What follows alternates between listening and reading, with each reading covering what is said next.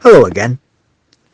When conservationists talk about the African Big Five game animals, they are referring to lion, leopard, black rhinoceros, bush elephant and African buffalo. These animals, and many others, are all at risk of poaching. There are two kinds of poaching in South Africa: subsistence poaching and poaching for profit. Subsistence poaching sees the poacher laying out snares to catch bushmeat so that he can keep his family fed. Poaching for profit involves snaring animals indiscriminately and selling their meat and other products for profit. My next guest is Eugene Troskie. Eugene is the director of the NGO Palabora Natural Heritage Foundation. PNHF survives on international donations and fundraising. Eugene talks to me about his life and work as leader of an anti-poaching unit. He describes the hardships of life in the field, relocating dangerous animals, the challenges of immobilizing them, the danger of anti-poaching patrols. Such patrols can take place at any time of the day or night, in extreme weather, and often when there is not much time to plan. Anti-poaching patrols can involve coming across either poachers or big game animals or venomous snakes. He also talks about other challenges he faces on a daily basis, such as load shedding, where, due to South Africa's poor infrastructure, local people on the ground are left without electricity for hours on end.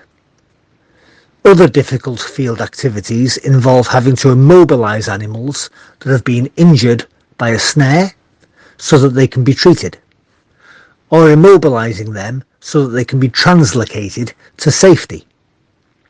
He describes predator call-ups, what they are for and how they are done, and game sentencing. I began by asking him what he does in more detail and what his job involves in more detail. Enjoy.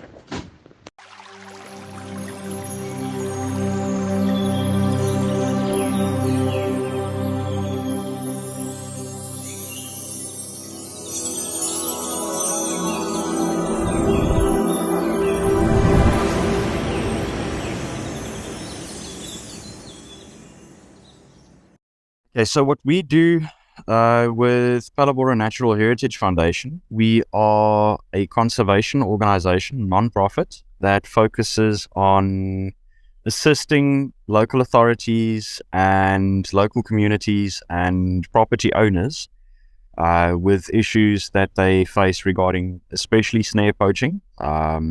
It's a very big issue in our area. So quite often we end up with animals in snares that we need to go and rescue, or an animal that needs to be darted and snares removed. So we assist with that, especially the government organizations. They don't have the funding to be able to get, say, a helicopter out to dart an elephant with a snare, or to get lions back into a reserve that broke out. So then quite often their only option that they're left with is to put the animals down. So that's where we come in. We try and fundraise and assist the authorities, local conservation groups and reserves and private properties in removal of snares and other conservation issues that they have. So that's basically what we do. What skills, Eugene, does a person need to do what you do? Well, definitely a strong conservation background. You need to have a wildlife management qualification as well, and animal husbandry, veterinarian work. We've got a qualified wildlife veterinarian that's on our team as well. That's one of our board directors. Like the anti-poaching work that we do, you need to have anti-poaching training and background. Field guiding, because we work a lot with people. Quite often we work with foreign people, volunteers. So you need to know how to work with people. Can you give me some sense of the level of personal risk and danger involved in your job? There's a lot. Obviously, we deal on a daily basis. We deal with quite dangerous situations. With the snare removals that we do, you can just, behind me there, you can see there's a pole with snares that have been removed from the beginning of January up until today. There's well over 800 snares on that pole already. Quite often, these operations happen in dangerous game areas. So that involves walking where there's buffalo, lion, leopard, elephant, rhino, dangerous snakes. I think I mentioned to you on Sunday we had a puff adder in our house, actually. So we have them around. We do see them from time to time, so that is also a risk. And unfortunately, we currently, due to the load shedding crisis that we've got in South Africa, we do not have any anti-venom in the entire country available if anybody is bitten by a snake. So that is an issue, that is quite a big risk that we're taking as well. Then obviously we work hands-on with dangerous animals. Just last week we darted a hyena. This happens at night, so you never know if you're going to walk into other animals that are attracted when we do the call-ups. So we try and pull these animals in, and you invariably sometimes end up attracting other predators. But not just that, the distress calls that we sometimes use buffalo calls, and we end up calling in a herd of buffalo. So it has happened quite a few times where we would walk after a darted animal, going to look for it when it's immobilized, and you walk into a herd of elephants or a herd of buffalo or other hyenas. So it does happen. Obviously, also the risk of walking into poachers. Is it a case that with each species that you work with or may encounter requires a whole range of different skills? Every animal poses a different set of issues as well. We're busy planning a hippo relocation, where it's an animal that ended up on a property where it's not supposed to be. They've got children there. This animal is walking around at night going into the yards. Hippo can be very dangerous, but they are also very tricky to catch.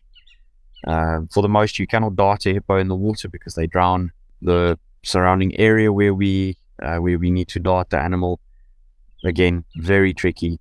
So with that, it ends up being way more difficult, for instance, to catch a hippo than it is, say, to catch an elephant. So each animal has got different criteria regarding how you go about finding the animal, immobilizing the animal, and then also whether it is having to relocate the animal or just immobilize it to remove a snare or treat a wound. So, for instance, large animals like elephant, you would need a helicopter. A helicopter is worthless with a hippo. You don't use a helicopter with a hippo. Usually, with lions, you would use a bait. You do a bait setup and you call them in and you dart them. But recently, we had a scenario where lions broke out of a reserve, and the vegetation was so dense outside of the reserve because of overgrazing, and the way that the habitat is utilized is wrong. So you've got sickle bush that is encroaching and taking over, and it's so dense that you cannot see. You can't drive through it. You cannot see the animals. We walked right into them a couple of times, so we ended up having to get a helicopter in just to dart these animals out of the air, get them back to safety as quickly as possible. It's you can't even say that each animal is different. Every time that you have to plan an operation, it is different. It is voluntary. There's no salary involved. So we do this for the love of the cause. We started this about 3 years ago, and it has snowballed from there. It's become a 24/7 job, even though it's unpaid. So I am a qualified tourist guide as well. I do guiding on the sideline just to make ends meet at the end of every month. This is something that you do not go into if you want to make money or live comfortably. Let me put it that way. Yes, you've got anti-poaching teams and operations that are full-time employed and physically employed in reserves. They focus just on doing anti-poaching patrols, catching poachers, removing snares. Then you have, if you want to work with animals like that, you would have to go into veterinary studies, the veterinary field. That is also quite a long time to study, and it's quite expensive. Eugene, how did your own career develop from the start through today? Well, I've always been passionate about the environment. So I started with field guiding when I just finished with school. I actually trained field guides and conservation students. And then I've always been involved in volunteer conservation work since I was in school already, for the Free State Department of Environmental Affairs and Tourism. I used to be the junior coordinator for the group of junior volunteers. And we used to do anti-poaching work and game capture.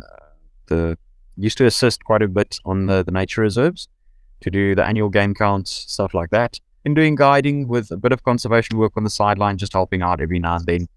Then came COVID and basically destroyed the guiding industry for a good 2 years in South Africa, where a lot of guides actually left the industry because there were less people on the ground in the reserves. So no tourists, no game drive vehicles, a lot less staff and boots on the ground, and a lot of unemployment and people forced to be back at home. Poaching got out of hand. And it became so bad that people are actually poaching inside of towns. In Palabora, where we're from, we used to have duiker, warthog. I mean, we even had, quite often, we would see leopard, lion, hyena stuff in town. Nowadays, we don't see warthogs anymore. We don't see the duikers that much anymore in town. So on the one end, it's people that are unemployed and they don't have an income. They need to put food on the table for their family. This is what we call subsistence poaching. But unfortunately, we got on the other end of the spectrum. We had people that saw an opportunity because now there's a lot of mouths to feed that cannot afford to buy, let's say, meat from a grocery store or a butcher. So now they start up businesses. So they go out and they do commercial poaching, setting snares and catching elephants in snares. They catch buffalo, they catch hippo, giraffe. They take the meat out and that is sold. So now this started to explode. A couple of years before COVID started, we started up an environmental group on Facebook.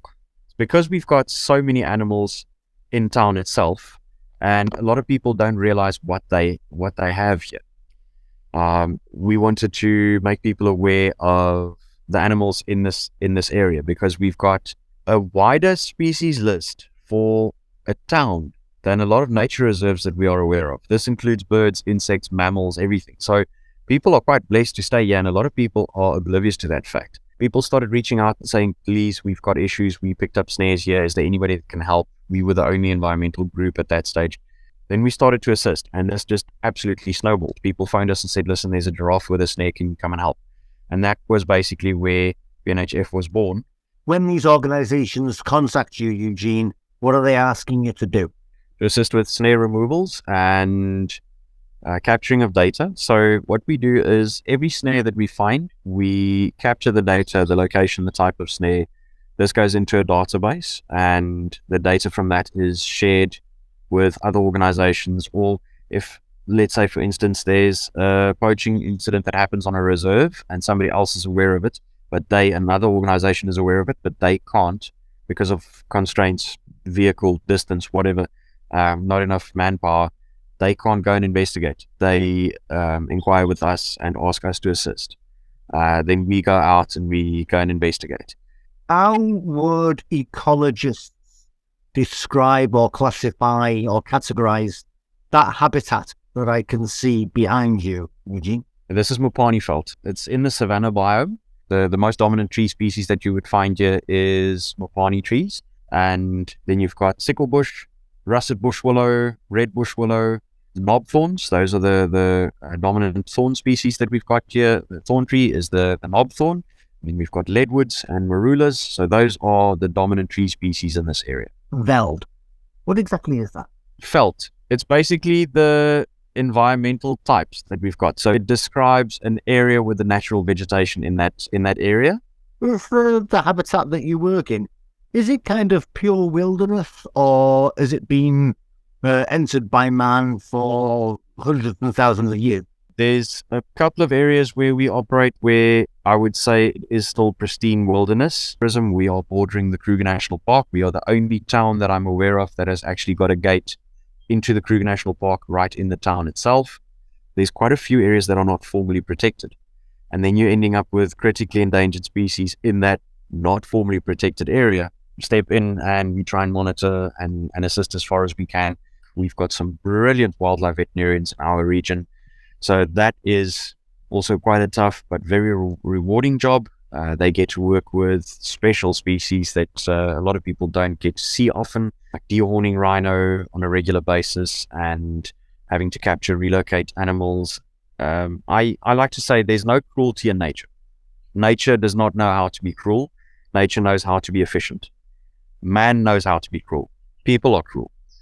And seeing an animal that suffered in a snare and died a horrific death, that is not something that that anybody likes to see. We get to see really gruesome scenes. With anti-poaching, that is something that can be quite taxing on the mind and the psyche. That does have an effect. We are dependent on funding. So we don't get any government grants or anything like that. We fundraise to be able to do what we do. We are dependent on international funding. In the context of local on-the-ground challenges that you face, what is load shedding? Due to failing infrastructure, due to a lack of maintenance in our country regarding the electricity grid, load shedding is spread out throughout the country, different blocks. The country is divided up into different sections, and then they switch off the power for anything between 2 to 4 hours at a time. Eugene, you mentioned predator call-ins. What is that? What is it? How do you call in a predator? What does it involve and why do you do it? Okay, so predator call-ups. Let's start with why we do it. There's different reasons. So in reserve management, you have to do annual game censuses. So that is counting your animals to be able to see how is the different populations faring. If there is a decline, if you suddenly see a decline in one species, it might mean that there's something going on, it might be disease, or they're being harvested, poached, or there's another species that is out competing them for resources. So there's multiple reasons. So that is to be able to count animals. So that's one reason. Another one is to catch and relocate an animal.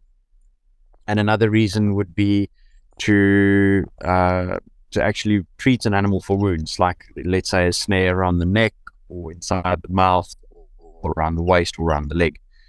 So that is the reasons why we do it. Now, the methods that we do it is they're all predators are meat eaters. They scavenge quite a lot as well, quite a few of them.